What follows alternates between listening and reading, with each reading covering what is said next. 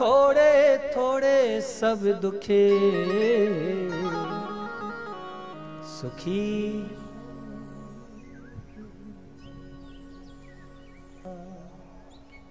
एक ही जगह सुख और कहीं सुख नहीं है। अथाह संपत्ति है, करोड़ों का टर्नओवर हो रहा है, लेकिन इस शरीर में तमाम प्रकार की व्याधियां हैं। खाते क्या है? मूंग की दाल के साथ सूखी रोटी। पूछा सेठ जी भला ये भी कोई भोजन है? बोले क्या करे महाराज, रोटी में घी चिपड़ कर खा लेंगे, ब्लड प्रेशर हाई हो जाएगा। डॉक्टर ने मना किया है। करोड़ों की संपत्ति और सूखी रोटी खा रहे हैं। कोई तन दुखी, मन में बड़ी बेचैनी है। बेटा नहीं सुनता, बेटी नहीं सुनती। पिताजी सोचते थे ऐसा करूंगा, बेटे ने वैसा कर लिया। पिताजी सोचते थे बड़े अच्छे घर में बेटे का विवाह करूंगा, बड़ी संस्कार वाली घर से बहू लाऊंगा, पता चला बेटा घर की नौकरानी को लेके भाग गया। अब पिताजी कितना भी सोचे, बेटे ने कर ली शादी, तो मन में बड़ी बेचैनी है। और कोई धन बिन रहते उदास। लोग महाराज कितने बड़े बड़े का मकान बनाते हैं, बड़ी बड़ी बिल्डिंगें बनाते हैं, हॉस्पिटल बनाते हैं, बड़े बड़े काम जान जोखिम में डाल के करते हैं। शाम को 200 रुपए मिला, पत्नी को खिलावे, बच्चे को खिलावे या खुद खा ले, तो धन के बिना बेचैनी।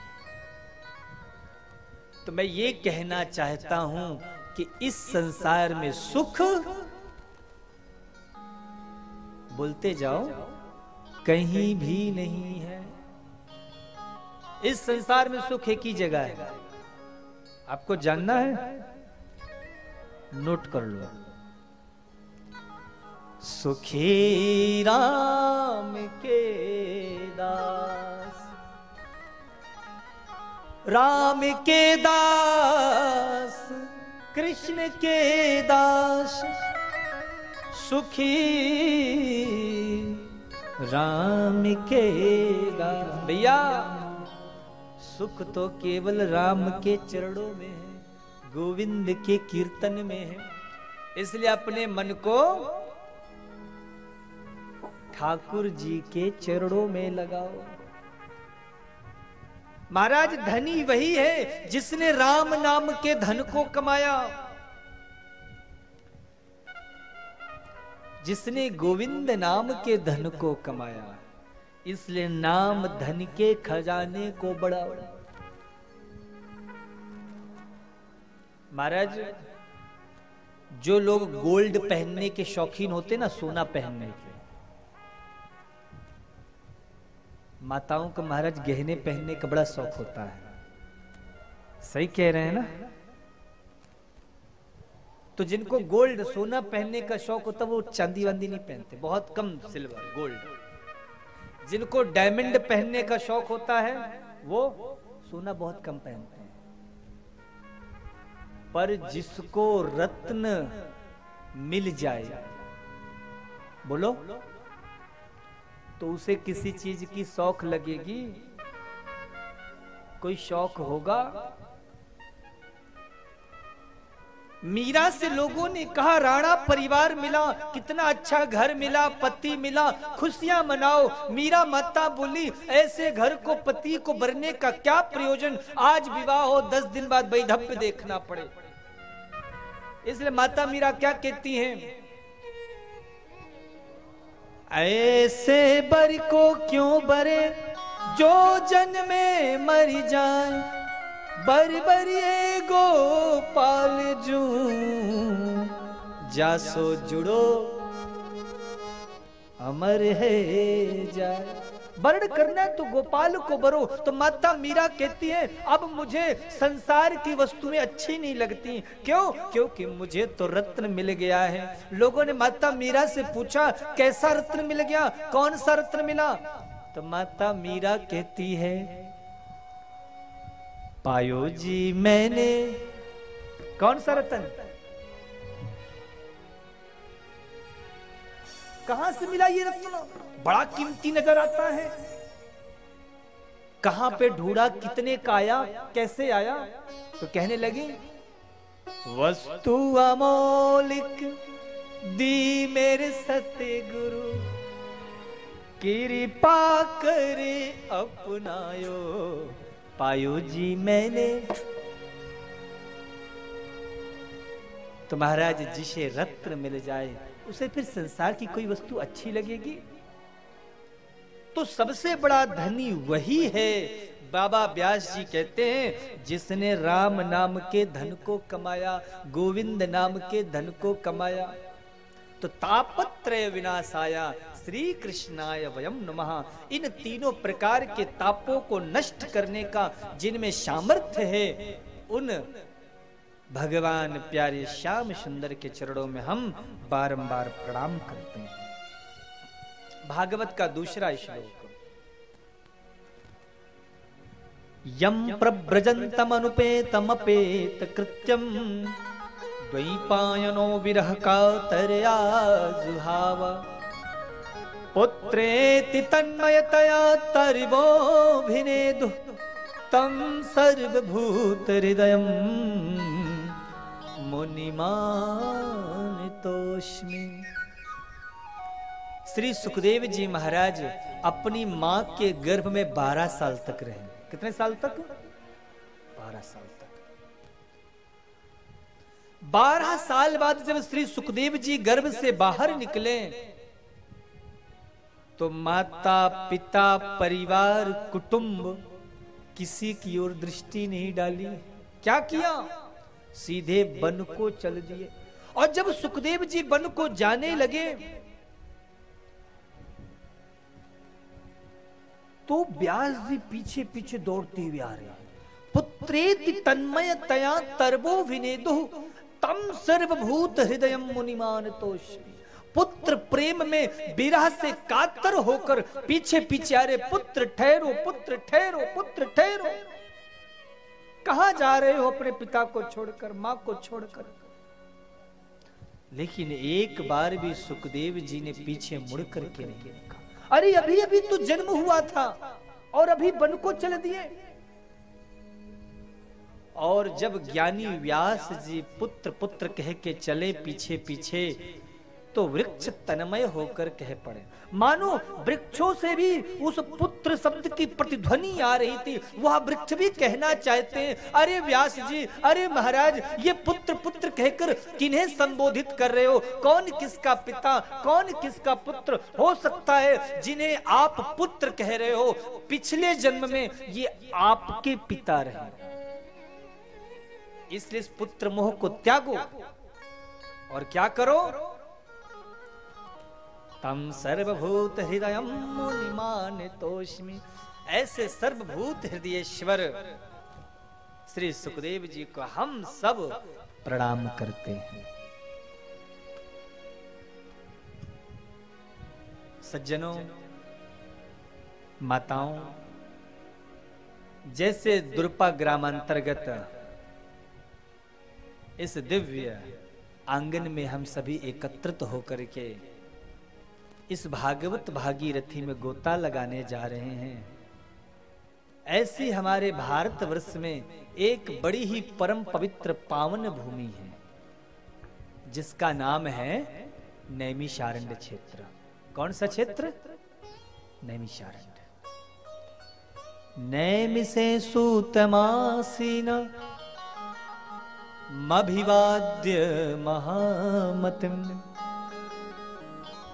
कथामृत रसास्वाद कुशलः सौनिको ब्रवीत। एक नैमिषारण्य क्षेत्र है जहां पे 88,000 संत नित्य निवास करते हैं। उन ऋषियों को हम लोग शौनकादिक ऋषि कहते हैं। कौन से ऋषि?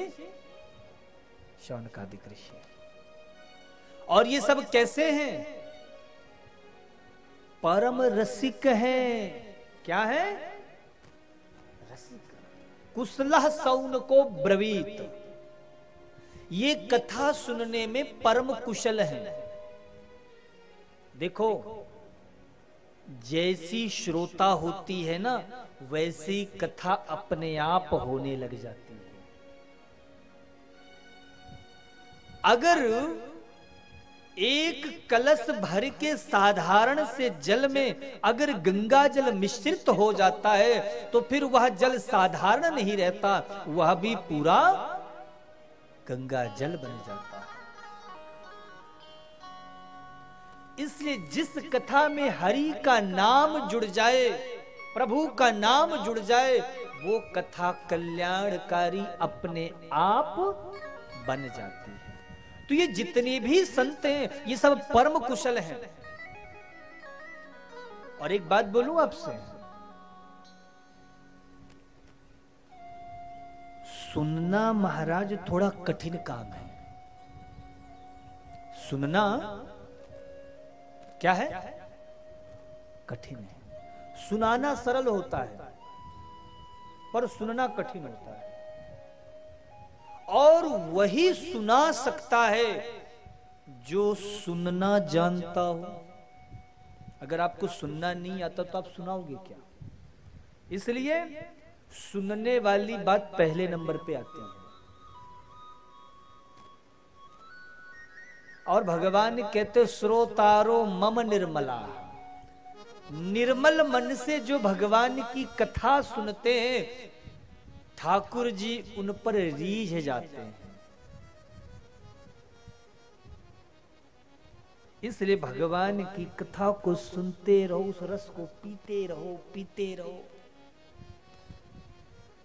और जैसा सुनने वाला होगा सुनाने वाला भी उसी प्रकार से सुनाएगा।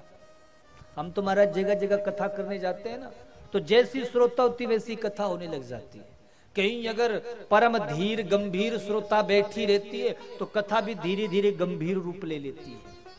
कहीं श्रोता महाराज ज्यादा महाराज झूमने वाली श्रोता, आनंद में डूबने वाली श्रोता रहते तो महाराज फिर वहां पे भजन ही ज्यादा चलते हैं। तो महाराज सुनना भी एक कला है। तो श्रोतारो मम निर्मला, ये जो सौनक आदि ऋषि हैं ये कथा सुनने में बड़े कुशल हैं। ये जानते हैं कैसे कथा सुने, व्यास जी से हम क्या पालें। श्रोता जो होता है ना वो महाराज उछलता रहता, जैसे बालक महाराज मस्ती में रहता है ना, ऐसी श्रोता को भी मस्ती में रहना चाहिए। अब श्रोता कहीं महाराज बैठ गया और देखने में लगे जैसे 10 दिन से खाया ना हो, ऐसे मुरझाया हुआ है। तो महाराज व्यास जी जब देखते कि श्रोता ऐसे, तो व्यास जी भी फिर मुरझा कर सुनाना शुरू कर देते। और श्रोता यदि हंसता खिलखिलाता हुआ महाराज रहता है तो वक्ता भी सोचता है कि नहीं श्रोता बड़े ध्यान से कथा सुन रही है।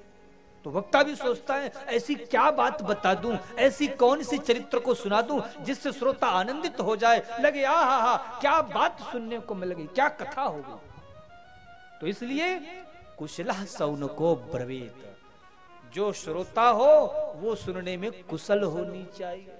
और आगे बैठने वाली श्रोताओं को तो विशेष ध्यान देना चाहिए। पीछे वाले तो कुछ भी करते रहे, व्यास जी की ज्यादा नजर नहीं जाती, लेकिन आगे वाले श्रोता बिल्कुल सावधान होने चाहिए। तो वक्ता को भी लगता है कि नहीं श्रोता बढ़िया गजब की श्रोता बैठी है। तो ये जितने भी सब सदगृहस्थ संत हैं इनके मध्य में परम युवा श्री सूत जी का आगमन हो गया। और जैसे ही परम युवा 18 वर्षीय श्री सूत जी का आगमन हुआ, सारे संतों ने खड़े होकर सम्मान किया। सूत जी संकुचित हो गए, अरे महाराज ये आप क्या कर रहे हो, मैं तो आपके पोते के बराबर का हूं, फिर आप मेरा सम्मान कर रहे हो। संतों ने कहा महाराज शास्त्र कहता है धन वृद्धा बल वृद्धा आयु वृद्धा तथैव च ते सर्वेपि ज्ञान वृद्धाश्च किंकिरा शिष्य किंकिरा। कोई धन में बड़ा होता है, कोई बल में बड़ा होता है, कोई आयु में बड़ा होता है, लेकिन ते सर्वेपि ज्ञान वृद्धाश्च, जो ज्ञान में बड़े होते हैं वो सबसे बड़े होते हैं। इसलिए कृपा करके महाराज आप हमें कोई ऐसी कथा सुनाओ जिससे कृष्ण प्राप्ति कर्म शाश्वत साधनम तद्वदाधनम। आप हमें महाराज कोई ऐसी कथा सुनाओ कि कृष्ण की प्राप्ति हो जाए। ध्यान रखना, कभी भी जाओ कथा सुनने संतों के पास, विद्वानों के पास, गुरुजनों के पास, तो एक ही प्रश्न करना। क्या क्या प्रश्न करोगे? बोलो। महाराज प्रश्न यही होना चाहिए, महाराज कुछ भी करो, बस हमें भगवान से मिला दो। संतों के पास जाओ, यही प्रश्न करो, सरकार हमें ठाकुर जी से मिला दो। लेकिन दुनिया वाले महाराज क्या करते हैं?